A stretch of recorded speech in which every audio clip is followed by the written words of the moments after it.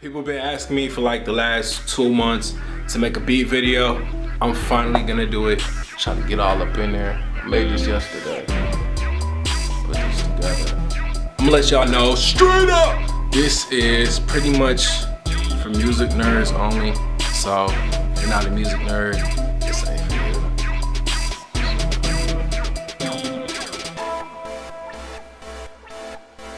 Show y'all what we working with. I have a Novation 25 key. I have a green tea smoothie. I also have a 1E. It's not packed at the moment. I have this Focusrite box, which is like an inbox, but it's got some decent preamps in it. Running off my Mac. The Childish Gambino sticker. I don't know if you've seen the last video. I'll explain that. Yep, there's definitely not a damn thing in there. I do want to say just one time before we get started, respect the producer. This is for all the producers out there, for all the artists. We do a lot. People downplay what we do. Like, we make beats in 5 seconds. All that bullshit, you know, taking beats and not giving credit. So whatever you do, just try to show love, because it'll actually go further to establish those relationships. Because at the end of the day, we're trying to reach the same goal. You're not going to get it by burning bridges. So right now I got this sample all chopped up. It's a little gospel song. Some choirs and stuff.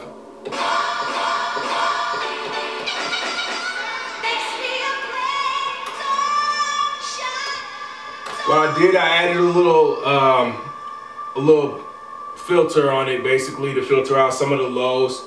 Then put a little reverb on, some distortion, some saturation. So you get that kind of sound.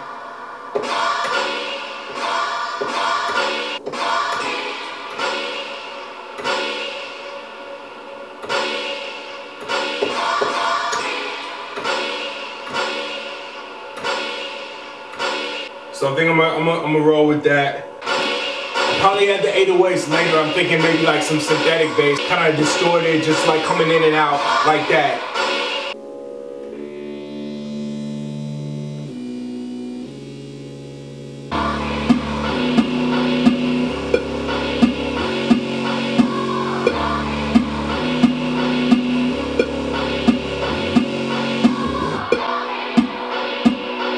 So once you kind of get the tempo thing, I like to take the click out.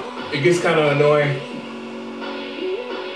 Just let it ride out. I got the bass in there now. A little filter on it.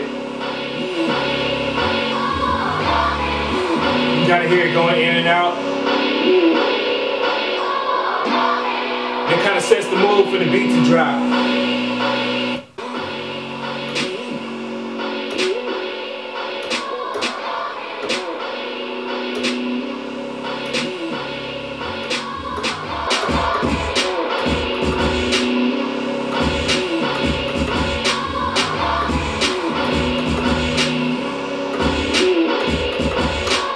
Alright, so we got the kick going, we got the snare going, we got the basic groove in there.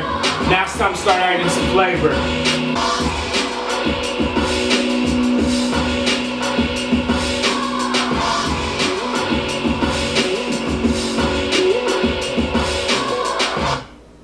Alright, so think about throwing a little piano in there.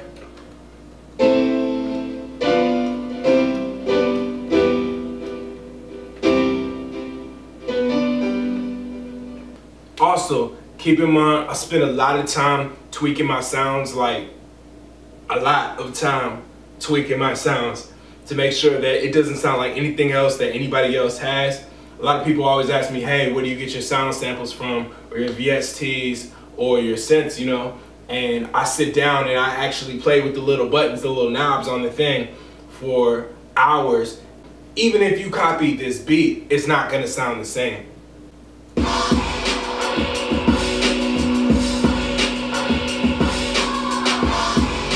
So now I got the little 808 in there. It's hitting. It's not super hard, but it's hitting.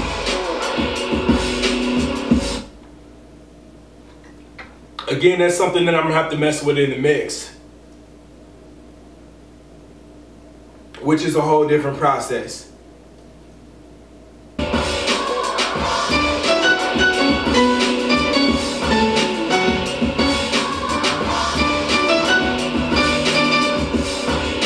I don't know, I kind of like that.